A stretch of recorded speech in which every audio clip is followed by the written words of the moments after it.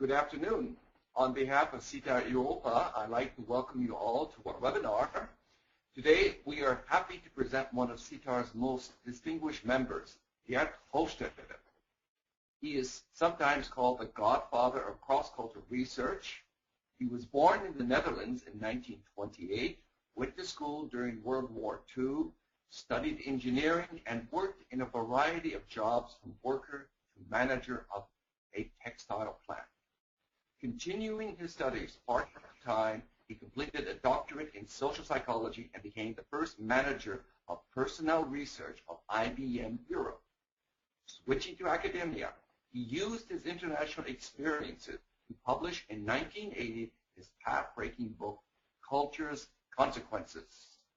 He is an honorary member of CETA Europa. About what has happened since, he will tell you himself. So, Geert, I give you now the microphone. Yes, hello. Welcome, everybody.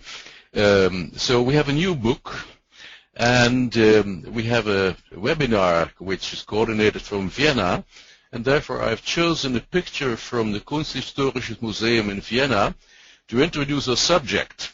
And this is, let's say, a picture about the results of cultural differences.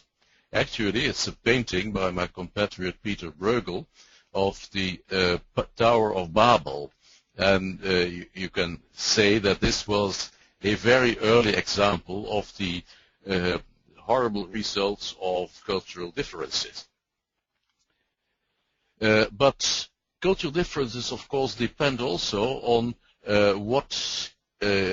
how you consider culture. What is the definition? And this is my definition, which is well known now, I think.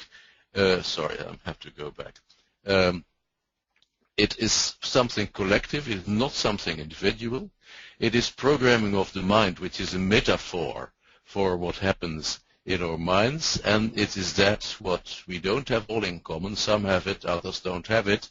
And you can apply it to nations, you can apply it to ethnic groups, you can apply it even to the genders, female or male, to generation, to occupations or organizations, even to departments, and departments, for example, in universities. Now this is a diagram which is very well known. It's called the onion. And actually what it is, it contrasts the superficial levels of mental programming, which are called practices, and the deeper levels, which are called values. And the practices are visible, and the values are invisible. So let's talk about practices first. Now, practices I have divided, following the anthropological literature, into symbols and heroes and rituals. And symbols are actually the most superficial, easy to acquire aspects of culture.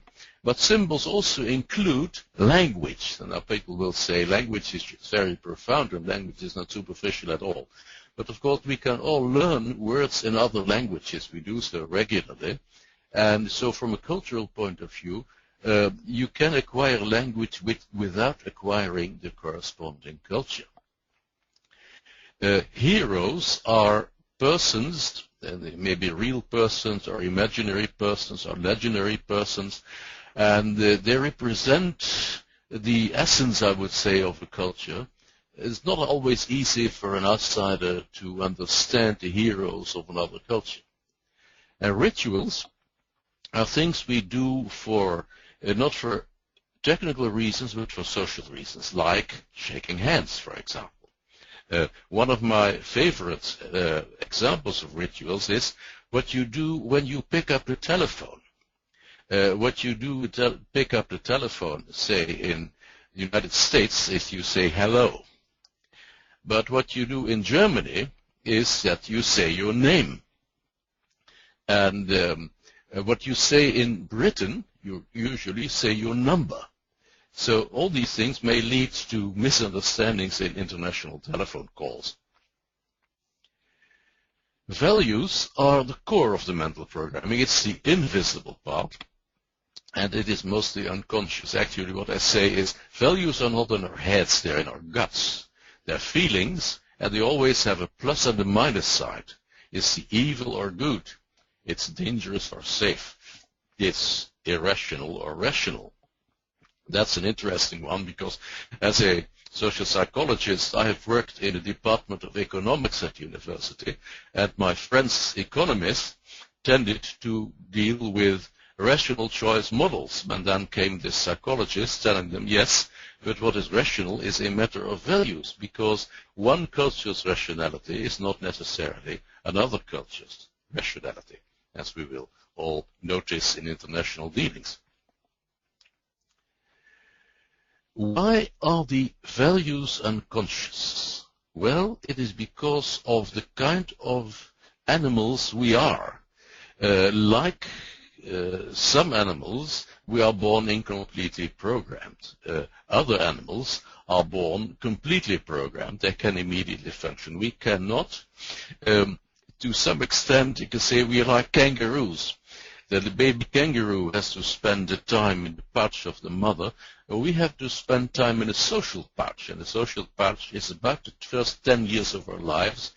And there we learn enormous number of things, and we learn them unconsciously. We absorb them actually. And that's therefore the environment where we spend the first 10 years of our lives is very important. And one aspect where you can see that clearly is what we have learned, that we can learn to speak a language accent-free. If somebody speaks a foreign language without an accent, it's almost certain that person has spent his early child years in that environment. Because after age 10 we can learn many things, but we keep our basic values, and if we learn new languages, we keep an accent. Here you can see a diagram where vertically there is the age. Can you see my pointer now in your picture? Yes, I do. Anita, you can see? Okay, that's fine. I can use it, you see. So this is the age from 1 to 10. This is the 10-year limit, I would say, and this is 20.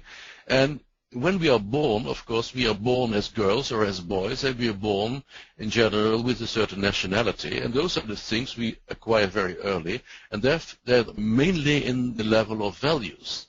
And then in the middle, there is what we learn when we go to school, and we become conscious of the social class to which we belong, and of course the occupation to which we are trained and the social class are also related.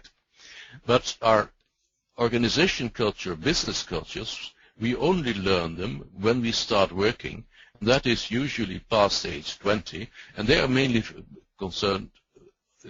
consist of practices.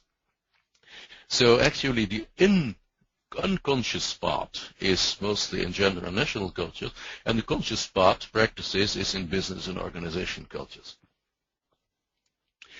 It's important in this case to say what I see as a difference, because different people are using the term sometimes in different senses. But I distinguish between national cultures and organizational cultures. And national cultures, as you see here, oppose similar people and similar institutions in different countries. And they are rooted in values, as I showed just, and they belong to anthropology. And they cannot be managed. For managers, they are given facts. Organizational cultures, on the other hand, they oppose different organizations within the same country or countries. And therefore they consist of practices, and they do not belong to anthropology, they belong to organization sociology. And they can be changed by management, but it is not easy. It takes time, it takes money, and especially it takes enduring attention. Now, let me talk a bit about the new book that appeared and what came before it, because the book has grown out of previous books. And this is what I published, the first book I published, which is called Culture's Consequences. It was published in 1980. It's now become a classic. And it came out of the fact that I had been working for the IBM Corporation as manager of personal research, and afterwards I had gone to a business school in Switzerland and afterwards to an institute in Belgium, and there I had analyzed the data that had been collected in IBM during the time I was there. And what I learned to do is not to compare individuals, but I had to compare country means. Now that took me, as a psychologist, it took me quite some time to discover that. So actually I had to move from psychology to anthropology. And what I found when I did that, I found 4 dimensions of national differences. And those dimensions turned to be statistically related to all kinds of other data. For example, there was a very strong correlation between the dimension of individualism and the dimension of national wealth. And there were many other practical consequences, and those practical consequences were the subject of that book I published in 1980. Then I became a professor at the University of Maastricht in Holland, and there was a need to have a book for the students, because actually the Culture's Consequences is a very thick book. It's very, very scientific, and the students needed something that was more readable. So actually I used my students partly to judge the text to help me to formulate things in a way that everybody could understand it. And the book appeared in 1991 in Britain, and 1997 there was an American edition. And in the meantime, there were some new elements, because originally I had 4 dimensions. I will come back to that. But in the 90s, I had added a 5th dimension. The long-term was a short-term orientation. And that dimension was strongly related to economic growth, and that was very important, a very important subject, because economic growth is something everybody always tries to achieve. Also, something else had happened. In the mid-80s, I had gotten involved in the study of organizational cultures. There was a big boom of interests in organizational cultures in the 1980s. There was a famous book about In Search of Excellence, and we managed to get 20 organizational units in Denmark and in Holland, and to do an in-depth study there with quite a team. We had a team of 28 people on it, and we arrived at organizational culture dimensions, which are very different from the national culture dimensions. Actually, again, they belong to sociology, not to anthropology. I will not talk about that today because it hasn't changed. It's in the book, but it's in this book like it was in the previous books also since 1991. Now, in 2001, a new edition appeared of the 1980 book Culture's Consequences. And it was a quite different book already, because it incorporated a review of everything that was published since 1980, and all kinds of people did studies, and also people started to use the dimensions I had proposed in 1980 and later. And so there is the second edition here of the scientific book. I sometimes say, well, I came with a readable book and an unreadable book, because this book is 600 pages, 2 columns, and so it's more an encyclopedia than something you are totally going to sit with. This is supposed to be the new edition of the readable book. It's the book for students, but it's a 2005 edition. And if you see here, I got a second author. The second author is Geert Hofstede. He is my eldest son. I'm the proud father of 4 sons, but he is the eldest. And he is a professor at the University of Wageningen in Holland. And he helped me because by that time I was retired as a professor, was an emeritus, and I needed a co-author who was working with real students at that time still. He also had a book of himself. This is a book which is published primarily by Geert Hofstede, because Geert Hofstede is very much a practical trainer. He had worked with various groups, and he had also developed various simulations of where you can simulate cultural differences in the multicultural classroom and exercise them. And so this is his book with a contribution by me. And this book, I can also say, is also translated in some languages which I haven't got. For example, it's translated into Estonian and Slovenian. also in Bulgarian and Dutch. Now here is the new book, the book which just appeared in 2001, and in the meantime we've got 3 authors. So there's me, there's my son Geert, and there is Misho Minkov. Misho Minkov is a professor at the International University College in Sofia, Bulgaria, and he is actually is a friend since more than 10 years. We have been communicating a lot, and he has, I sometimes say, he has the same kind of mind as I have. He does exactly the things which I would have done if I were, let's say, a generation younger now. He is a great analyst of data. And this new book, in the meantime, has appeared also already in 2 translations. There is a French edition, here's here, and there is this French edition appeared in August, this appeared in November, the Danish edition, and hopefully in the coming year we'll have the Dutch edition, we have a Japanese edition, we have a Korean edition, we have a Polish, a Swedish, and even a Vietnamese. And then the other editions have already been translated into these languages, and so the latest edition not yet, and I don't know when that will happen. That may be afterwards.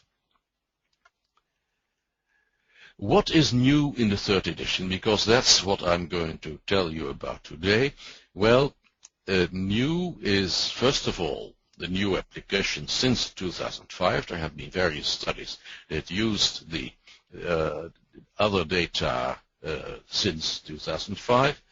And there are 2 new dimensions. Actually, the 5th dimension has been revised, and there is a new 6th dimension. So I'll tell you about that in a minute.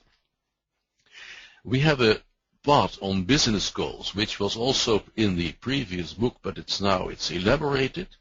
And we have a chapter which is completely new on the evolution of cultures as part of human societies, and I'll come back to that. When I wrote Culture's Consequences in the 1970s, was published in 1980, I used what at that time was the world's largest cross-cultural values database that was collected by this large international company. But of course that was at that moment, and since then many new sources have started. In 1980, the World Values Survey started. Actually, it started as the European Values Survey by sociologists of religion, and it was expanded, and now it's in its 4th round of survey, so it's very interesting that it is a survey system that is repeated, where you can see developments over time. And it covers more countries, it covers regions within countries sometimes, and everybody can get at it. If you want, you can get it within half an hour after the end of this webinar. You can dive in it, but I have to warn you, there's such a lot of data that most people get lost in it, and I think it has not yet been fully explored, all the riches which are in that source. Here is the list of my 4 dimensions, the 5th dimension, the 6th dimension. I will go into the first 4 dimensions very briefly because they are pretty well known by many of you, I guess. But this dimension has been revised, and this is completely new. And I will tell you about these dimensions in a minute. So let's go briefly through the existing dimensions. National culture dimension power distance is the extent to which the less powerful members of institutions and organizations expect and accept that power is distributed unequally. So it's actually inequality, but seen from below and not from above. And you can say that all societies are unequal, but some are more unequal than others. And the more unequal are the ones where people accept to be treated unequally. And it is transferred to children by parents. This typically is one of the things we pick up in that period before age 10. This is the 2nd dimension. It's called uncertainty avoidance, and I define it as the extent to which the members of a culture feel threatened by ambiguous and unknown situations. And very important is, don't confuse it with risk avoidance. Quite a few people do. They're not aware that a risk is not the same as uncertainty. risk is to uncertainty, as fear is to anxiety. You may be afraid of spiders, for example, many people are, but anxiety is a diffuse feeling. Anything may happen. Actually, uncertainty avoidance is not risk avoidance, it's ambiguity avoidance. It's the avoidance of the unknown. And here is my very, very simplified map of the world with those two dimensions, power distance small and large, uncertainty avoidance small and large, and you see a combination, and you can pick up your part of the world in here. The fourth dimension is individualism versus collectivism, the third dimension, sorry. And there are two poles, and the one pole is the ties between individuals are very loose, everybody is expected to look after himself, and the other is where the individuals are part of strong in-groups that last a lifetime and oppose other in-groups. Collectivism is conflict between groups. You could say individualism is conflict between individuals. The individualist collectivism has been found at the same time as masculinity and femininity. They're perpendicular to each other, orthogonal. Masculinity is a society where emotional gender roles are distinct. Men are supposed to be assertive, women are supposed to be focused on the quality of life, and femininity is a society where the emotional gender roles are not supposed to be so different. Men and women are supposed to be modest and tender and focus on the quality of life. And that leads to a different map of the world, completely different, where you find the collectivist here, the individualist here, you find the feminine side here, and you find the masculine side here. So you can see your part of the world, the German-speaking countries and the Anglo countries are now together as being individualist and masculine. You can find countries like Thailand and Korea on the collectivist feminine side, China and Japan together collectivist and masculine, and France, Holland and the Nordic countries on the individualist and feminine side. Now here is the fifth dimension, and this is the fifth dimension that was now revised. The long-term orientation and short-term orientation were originally derived from the Chinese Value Survey done by Michael Bond in the 1980s, but we only had scores for 23 countries, and we were not very successful in getting scores for other countries.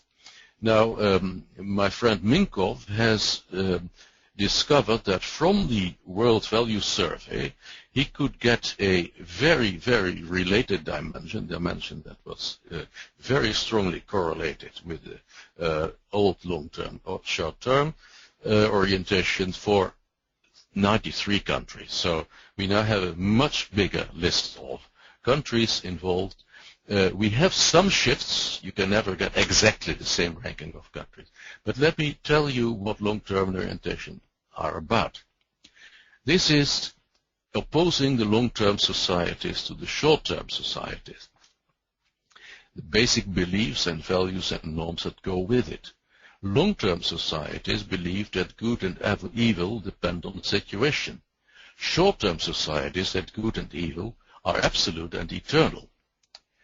Long-term societies believe that the good person adapts to the circumstances. Short-term societies that the good person is always the same. Here we want to learn from other countries, and here we are proud of our country.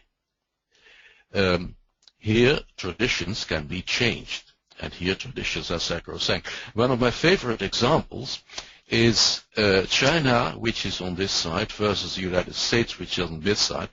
China invented actually fireworks, but China now has forbidden the use of fireworks to a private person because it's too dangerous.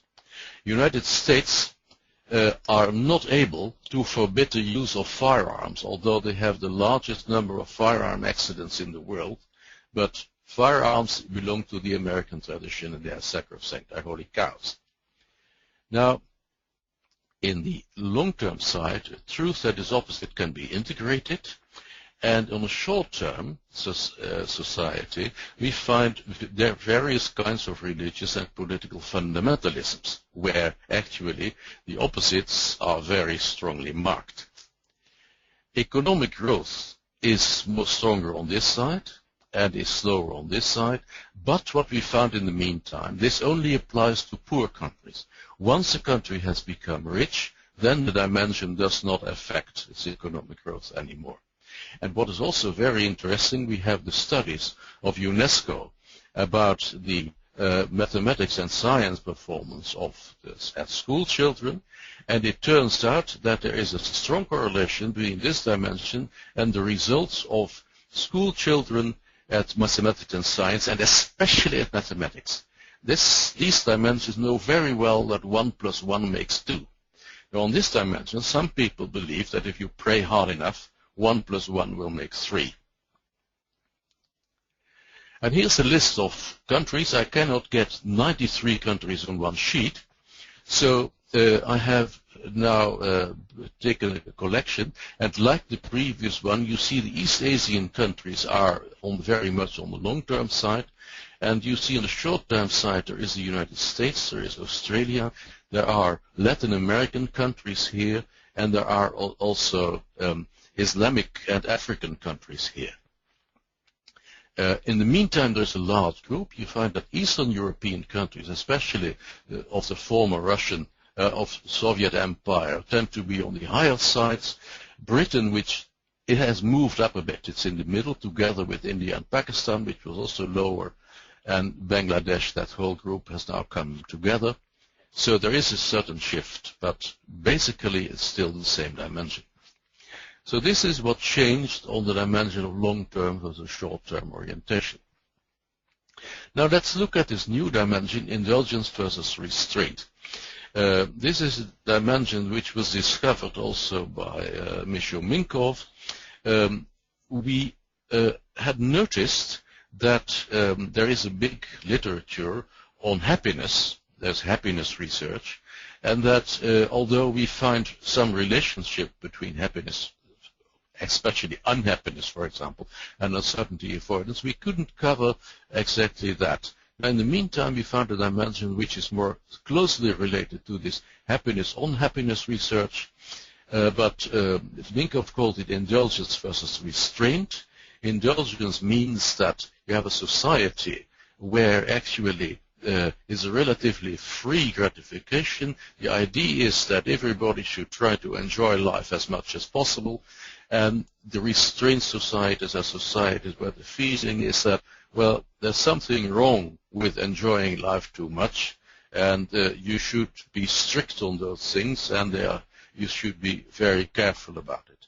Now again, here we have scores for 93 countries based on the recent World Value Survey, so let's look what is in there. Well, these are indulgent societies, and one of the things which is very important, by the way, because it's an issue now here, free expression of opinions is important, and here there's little desire for free expression of opinions. You can see that at present in the discussions around the press laws in Hungary, where actually Hungary is a country which is more to the restraint side at present than to the indulgent side. So people think, at least the majority of voters think, that free expression of opinions is not so important, but other parts of Europe that are more indulgent, they can think this is ununderstandable. People on this side feel healthier and happier, people feel less healthy and less happy here, although medically they're just as healthy here as they're here. There's more optimism here, more pessimism. People have more children in average, or they have fewer children. People tend to be fatter. Actually, there's more obesity in this side. Every advantage has also disadvantages. Here people are slimmer. Here there's more a leisure ethic. Here there's more a work ethic. People are more active in sports here. They are less active in sports here.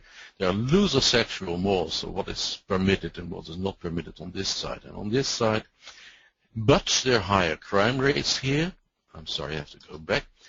And there are lower crime rates here, and there is more police on this side, and there is less police on that side. Those are things correlated with the new dimension.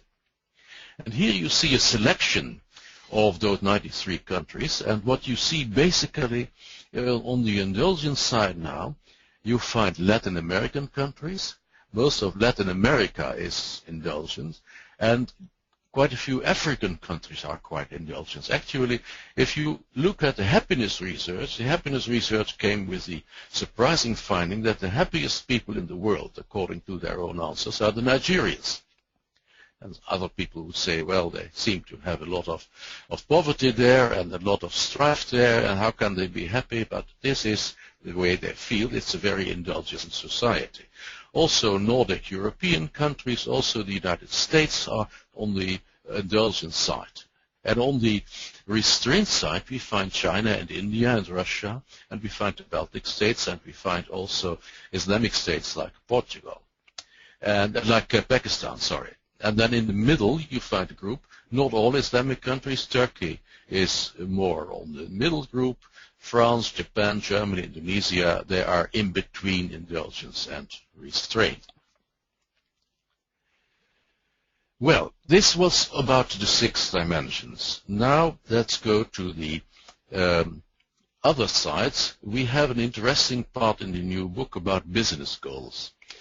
What are the goals of business, and especially with the globalization now, you sometimes discover that people in companies from different countries seem to have also different goals. In the 1990s, I was a visiting professor in Hong Kong. That's where it started, and we made a list of the goals which top leaders of companies could have in Hong Kong, and then afterwards I talked to colleagues from other countries, and I got their answers on the same list from altogether 17 countries, and the answers came from part-time MBA students, as are people who work during the day and come to class in the evening or on Saturdays. And so they are people who have direct experience of the goals of countries. If you want to know what are the goals of business leaders, you shouldn't ask themselves because you don't get honest answers. But if you ask their subordinates, then they're pretty well informed probably of that. So I think that we got a fairly good group, a panel of judges on that. And if we look at those lists, now the list is around 1999, I have to say, so it is not necessarily the same at the present time. But this was 1999, and you find that in the overall ranking across all those 17 countries, you find the business results like profits and ego results like power and wealth on the top. You find in the middle the importance of the stakeholders, of the shareholders, and of the governors, government, and of the employees, and you have special interests like family interests and at the bottom. But the attributions differed a lot from country to country, and that becomes visible when we take this overall ranking as a zero line and say, now how do countries deviate from the overall ranking? And I've done this for 2 countries, and the 2 countries are the United States and Germany, and they're about the opposite on our list of 17 countries. The bold letters, like here, growth, personal wealth, this year's profit, power, and continuity, are actually international top 5. Now, interestingly, the United States is very similar to the international top 5, except on the point of continuity. They're very much after growth, they're very much after personal wealth, they're very much after this year's profit, and they're very much after power. They're not after continuity, relatively. They're not after long-term profits. They're not after the responsibility towards employees. They're not after family interest, and not after creating something new, which means that, according to this, to the American MBA students, that innovation was not high on the minds of their business leaders. If we look in Germany, it's about reverse, because power and personal wealth and growth and this year's profit all are less important than on the average. More important are responsibility to society, responsibility towards employees, creating something new, the innovation therefore, profits 10 years from now. The only thing these have in common here, which were not in the international average, is respecting ethical norms. But the point about ethical norms is that it depends on your ethics, and those can differ from one place to another. So this is an interesting difference, and you can almost see that the 2008 economic crisis came out of a dominant system where these things were very important. If you are going after growth and personal wealth, for example, and this year's profit, you forget the long term, and you forget the responsibility towards employees, and you forget the continuity and the innovation, well, then you're actually heading for a crisis. Last chapter of the book on the evolution of cultures as part of human societies, and this is actually a link between culture and biology, because culture, of course, didn't arise from nothing, and biologists are more and more discovering that animals, even animal societies, have their cultures too. That one group of, for example, chimpanzees may have a slightly different culture from another group of chimpanzees, and they have also learned these things, and that therefore the cultures we have in the world at present, they have emerged slowly, and it's interesting to see how they developed, because cultural evolution is a continuing process. From if we understand how they developed, we can also understand how they will continue to develop. What is very important is that there is a misunderstanding of evolution. Evolution sometimes is seen that the selfish gene, there is a book called about evolution called The Selfish Gene, that it would just be individual organisms trying to survive.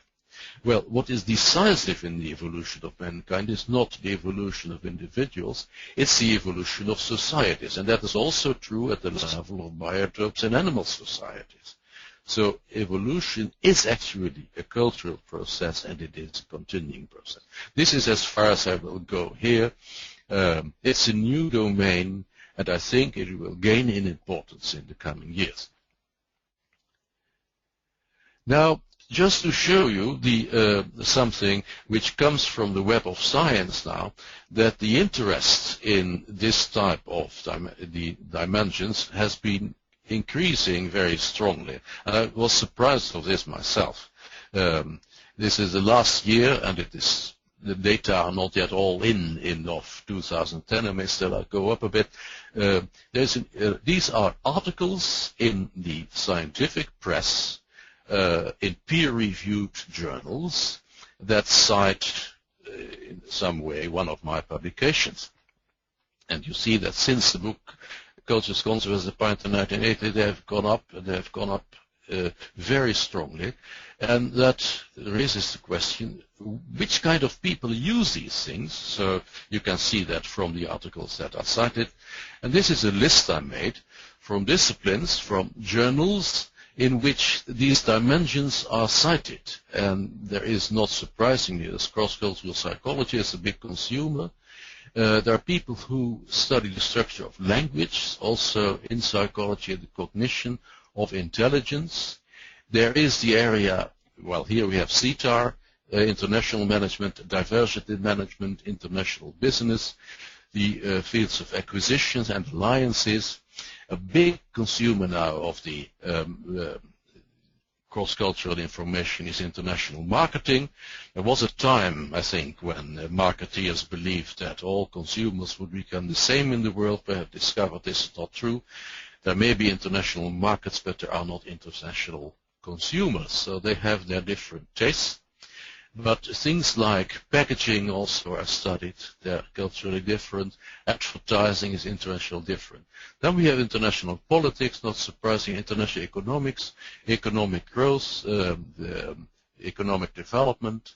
Then we have the area of legislation, how the legal process works, procedural justice, enormous differences between countries in rates of imprisonment and of the insurance companies also, which I've combined there. There is the, say, the tangible cultures, architecture, there is urban planning, there is office design, there is industrial design, there is the whole area of medicine. In the recent years, I have been a co-author in 3 medical articles where people look at the impact of culture in the way medicine is practiced, especially in Europe where we have lots of data. And finally there's the area of ethics, of religion, of spirituality, of sexuality, which interestingly is very much related to religion. Each religion is concerned with, say, the continuation of mankind, and for that, of course, you need sex. Okay. I have some frequently asked questions, and before I ask you to come with your questions, I would give you some of the general questions and general answers. First question is, which I sometimes get from people who, well, especially come from the anthropological side, and say, well, how much do questionnaire answers prove is culture really quantifiable? And the answer is, well, they are one source out of several. They are not everything, of course, but they are not a thing you can neglect. And what about quantification? Many of the consequences of culture, like economic growth or economic stagnation, which people worry about, are quantifiable. So it makes a lot of sense to try to quantify those parts of culture you can quantify. Then you have the people that aren't your country scores just stereotypes. I say, well, the scores are not about individuals, the scores are about national societies. I'm not comparing Mr. Suzuki, who is Japanese, to Mr. Brown, he's American. I'm comparing Japanese societies to American society. And of course, in a society, you have many different individuals. So you can say, you cannot make general statements about individuals. Individuals are different. Society is precisely something which is composed of different individuals. So you should never apply those dimensions to individuals. If you do that, they become unwanted stereotypes. But if you read my book, you'll see that I'm exactly warning against stereotypes. Then people ask, are nations the proper units for studying cultures? And the answer is not always. Certainly, certain nations, a nation like India, composed of a nation like Indonesia, or a nation like Brazil, are very diverse, and maybe the parts of the nation, of the provinces or the states, would be better units. But the data we have are often at nation level.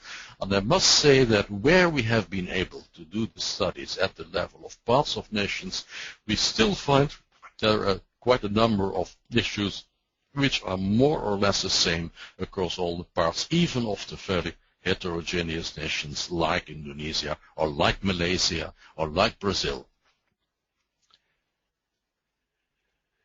Then people ask the question, weren't your data coming from IBM? How can you use data from the subsidiaries of one multinational to measure entire national cultures? Well, what was measured here, you see, if you read the book, you'll discover that I don't say something about national cultures by itself. I say something about differences between. And the way I found it was comparing IBM subsidiaries, and the IBM subsidiaries were unusually well-matched samples from, at that time, an unusually large number of nations. And then the research actually only started when I found that when I used the same questions on other samples, I got the same differences. So actually the differences were not based on the fact that all these people were working for IBM. The difference were precisely based on the fact that they grew up in different countries. And then afterwards we got the public opinion surveys like the World Value surveys, and we saw that what we measured was also reflected there. Then there is the question whether the data are not old. The IBM Quade surveys were done around 1970, which is 40 years ago. And people say, well, these data are old. Anybody can see that cultures are changing.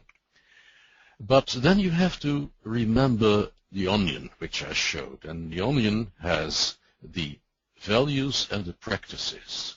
The practices are at the outside. The practices are easiest to come at, and they are the things that changes, and the changes you see tend to be mostly about practices. They do not so easily affect the underlying values. And the reason of that is that values were learned when we were children. So it takes at least a generation before value differences are changing. And the differences between one country and another are sometimes century old. We find old literature about what, say, German people say about French people, or British people say about Dutch people, and they seem to be still valid, in fact, after 3 or 4 centuries. The value changes do occur, but because they rarely affect single countries, they're basically under the influence of global effects, things like globalization, things like climate. They never stop at one single country, and therefore the ranking of the countries doesn't necessarily change. If you look at the evidence from the World Value Survey, which we now have since 1980, it shows that country rankings on values haven't changed. And then the last is, I'm up to 6 dimensions, and people ask how many more are you going to bring? Well, you have to realize, that is something I tell my students after I told them about the dimensions. I say you have to realize dimensions do not exist. Dimensions are concepts we have, and concepts are useful because we can distinguish patterns in the world. But they don't exist in a hard way. They don't exist like a table exists. They don't exist like a human being exists. So it depends also at the people's conceptual abilities, and you should find something which is different from the present 6. So I think it will become increasingly difficult to find new dimensions.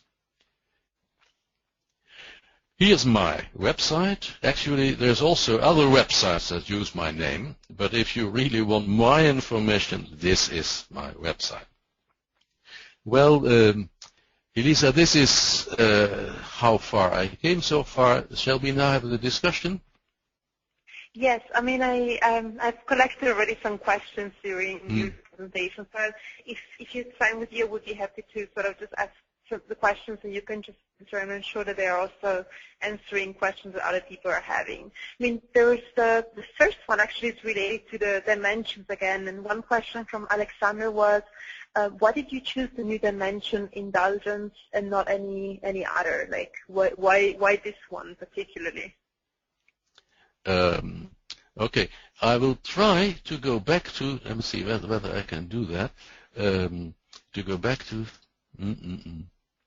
Let me see. Yes, this is how it works. Yeah. Where is indulgence? Yeah. Well, this is because it was unrelated to any of the dimensions we had. It was related to a number of phenomena. For example, the phenomenon that some countries tend to think that a free expression of opinions is important and others don't think it. And we couldn't explain that from the existing dimensions.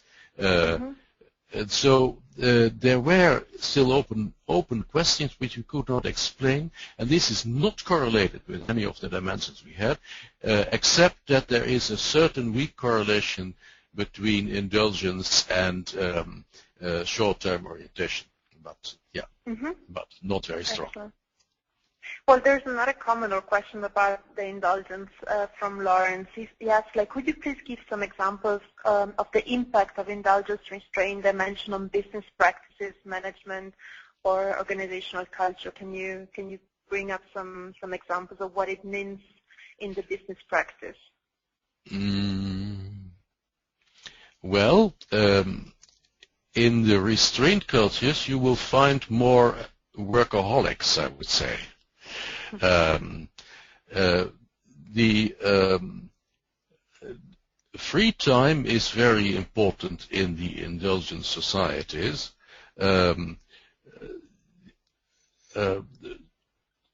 Except when it is compensated by the fact that people want to make a lot of money and therefore start to work very hard. But basically, the ability of employers to demand things from people in their free time is higher in the restrained cultures than in the indulgent cultures. Mm-hmm. Excellent. There's also another question, interesting question by Henry about sort of multicultural teams. He said, culture is group related, however, a multicultural team may consist of individuals with many different cultural backgrounds. How does Dr. Hofstede see the relevance of his theory for multicultural teams consisting of individuals from many different countries? Like, how can you apply your theory on those multicultural teams? Yeah, I think that the essence of multicultural teams is not values, it is practices. Multicultural teams operate on the level of shared practices. And if they have good practices, then people with different values can participate in those.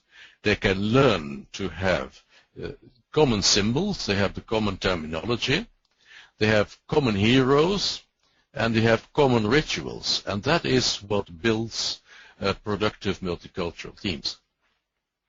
So it's important to make this distinction between practices and values, and also between, say, the team culture and between the national cultures. National cultures are facts, but we have seen over the history of mankind that people from different parts of the world have been able to do things together, have been able to trade together, and so the multicultural contexts have always existed and sometimes been productive. Mm-hmm. And there's like another comment or question about India specifically. Considering the change in Indian society, I think the factor indulgence is changing in India and China, but agree that both societies are still restricted. What's your opinion about India's development, especially about the influence of the U.S. culture there? That's from America. I think that is more on the level of practices than on the level of values. Although, well, it's I could believe that within large countries like India and China, there are also different group cultures, and there may be differences between. This is one of the challenges these cultures have to cope with, is to contain the entire country into one system.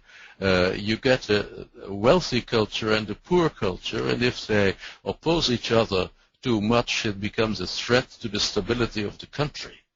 And it is so that the wealthy country is probably more indulgent than the poor country. And there may also be shifts over time. If the country becomes wealthier, there will be shifts inside the country between one group and another. Mm-hmm. Thank you. There's another question from Peter. He's asking, in this world of rapid transitional changes, can people have a multiplicity of values that affect behavior, and doesn't this mean that people act differently according to their values depending on the context of their specific situation? Well, that would actually be in the case in long-term oriented societies. That would be considered to be the right thing to do. Whereas in short-term oriented societies, there is more the feeling that no, we don't need to adapt. We just have to stay ourselves, and we should always be the same regardless of the situation. I don't know whether I asked the question properly now. Is that the nature of the question, or was it different?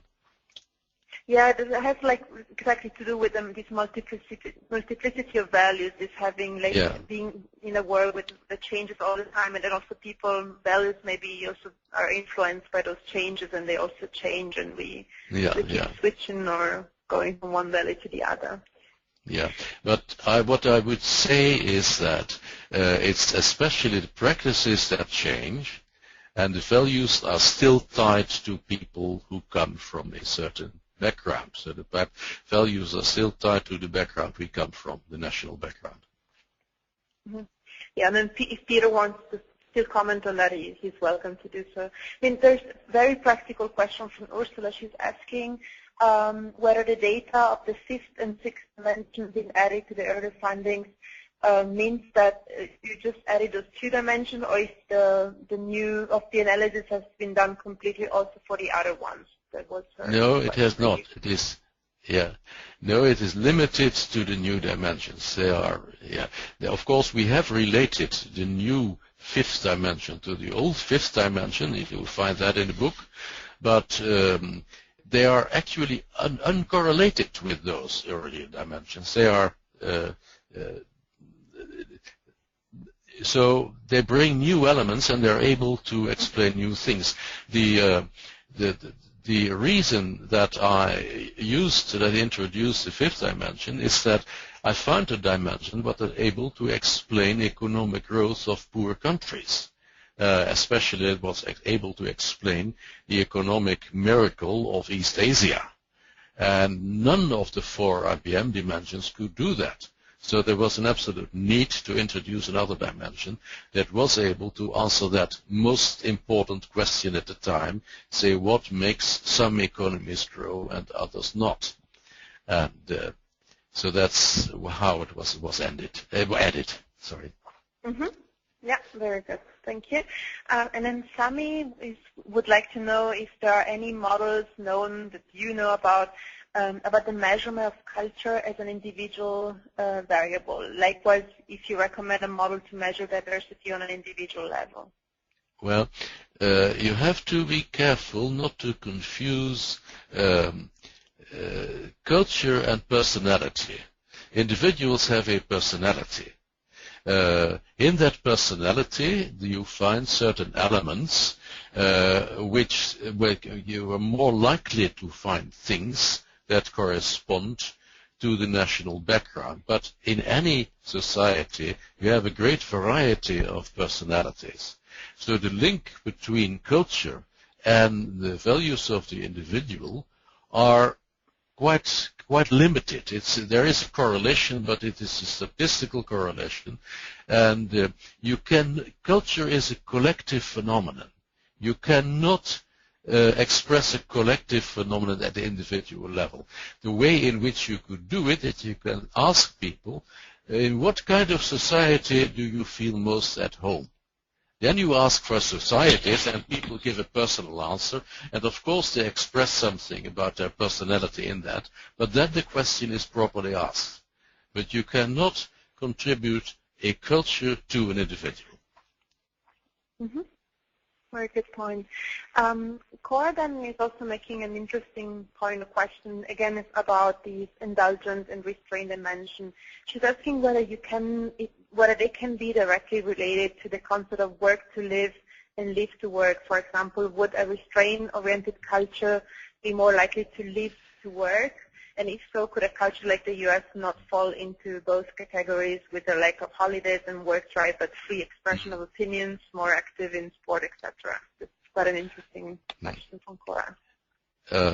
Well, the distinction work to live, live to work is already claimed, I would say, by the dimension of masculinity versus femininity, because that gives very much the balance between work and family, whereas the masculine countries put more stress on work and the feminine countries put more stress on family, and that is something else than indulgence versus restraint. Although there will be common elements in there, but family doesn't necessarily mean indulgence. Family, in fact, may mean a lot of restraint. And there was a point referring the connection of, let's say, the free speech to indulgence. Niloufer is asking whether it wouldn't be also connected to the power distance, like this sort of free speech possibility that you added to indulgence. Yeah. Now I have to let me see. These are indulgent societies with a very large power distance. So the answer is no. Actually, for example, the Baltic states don't have very large power distance. They are countries with a quite moderate power distance, but they're on the restraint side. So it is a different dimension. Mm-hmm. And there's another, I mean, there's quite some comments, or like people are asking about these developments and new technologies. There's a nice comment from Carlos saying, new technology, new discovery in science is about the nature of human beings. We have reached a unique situation in human development where there is a dynamic and complex relationship between mind and body and individual values and practice. The way people and societies are changing also have to change the very way Western scholars have defined the individual and culture. Both the individual and the culture have less boundaries. What is your opinion on that? Most individual and the culture have what? What was the last thing you said? Both the individual and the culture have less boundaries. What is your opinion on that? Boundaries, right. Well, I would think that would be a nice link to that point of evolution. Actually, in fact, of course, the technology and the limits of technology and the limits of what I can do, that has also a biological component, the kind of things we can do, and that will lead to evolution, and that will lead to influences also on culture. So I think the fact, for example, that we can influence to some extent whether boys or girls are born is something which has a very strong cultural impact on the longer term. And that is related, in fact, to technology, but technology now, of course, also includes biological technology. Mm-hmm. And Sunita is asking whether we could have a look at this short-term, long-term orientation page again, because her question is whether this dimension replaced the previous fifth dimension Confucian dynamics. Yes, it does. Now, the term Confucian dynamics is not my term. That's what I thought. I always, from the beginning onwards, it was called Confucian work dynamics, and it was developed by Michael Bond, and I borrowed it from him, and I renamed it long-term versus short-term, because actually it was found across 23 countries, and only 3 of them or so had ever heard of Confucius. So it was okay. You could find it in the teaching of Confucius, but it was not related to that only. It was long-term versus short-term, and it was quite similar to here. We have some shifts of countries, but we were not, you see, the data we had of the 23 countries was quite limited data. It was one study of 50 male and 50 female students in 23 countries at that particular point in time, which is a pretty small basis to decide a dimension of societies on. Now we have data from an ongoing survey, word value survey, so we had to adjust a bit, but we found something which is very clearly the same dimensions expressed now in questions asked to a much larger number of people in a much larger number of countries. Mm-hmm. Thank you. Well, let's say we'll take one or two more questions, and if people still have some questions, I can still write it now. There's one from Henry saying, can indulgent culture be expected to be more open towards lateral thinking and creativity than restrained cultures? Like, will indulgent cultures be more creative or like according to that dimension? I wonder.